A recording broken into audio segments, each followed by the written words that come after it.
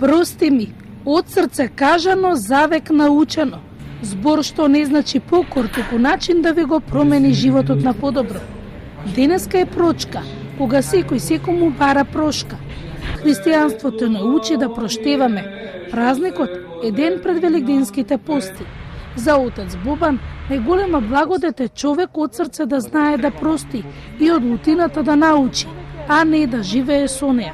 Всушност тоа е и поуката која што Христос ја дава. Ако сакаш, вели, да принесеш жртва, а постот кој што го почнуваме е жртва, и одиш во храмот, вели, се сетиш дека си сгрешил против братот свој, оди и побарај прошка од него, па дојди и принеси ја жртвата. Всушност, ете, постот е жртва, ние пред жртвата всушност бараме на некој начин прошка и на тој начин подготвени влегуваме во самиот пост. Со свеќе и молитва за проштевање, верниците денот го почнаа во црквите. За ручек е родителите да се видат и да се простат. Колку сме научени да простуваме? Па научени сме да простуваме, да. Знаете да простите? Знаеме да простуваме. Има ли работа што не сте простиле никому? Нема. Не. Нема да се. Така, како ќе го поминете денешниот ден? Па така, ручек со семејството. Еве ќе се помолиме за прошка. Ќе запалиме свекичка, така. Јас како личност простувам лесно. Можам да се налутам и одма за 1 сат да простам. Па сега другите не можам да кажам. Па традицијава полека се, кој што гледам јас, се губи кај младиве.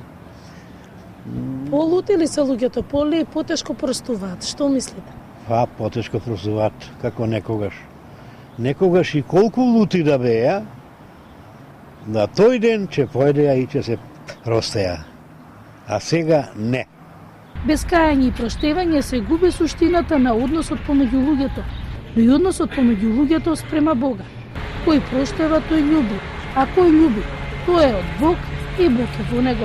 А велат свештениците. На тоа па колку треба да простуваме, прашал во наше име свети апостол Петар, го прашал Господ Исус Христос, кога му рекол колку треба да простуваме, 7 пати ли, како што бил нели старозаветниот закон, но Христос му рекол 7 пати по 70 и уште толку. Значи тоа ја кажува границата на тоа какво треба да биде нашата простливост, односно колку нели треба да ги простуваме грешките на луѓето.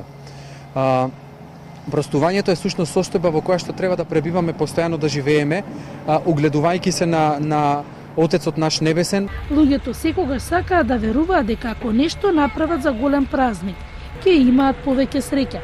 За убав и среќен почеток, за поголема среќа. На овој ден почнете од почеток.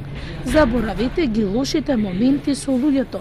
Паметете ги убавите и простете, но и побарајте прошка.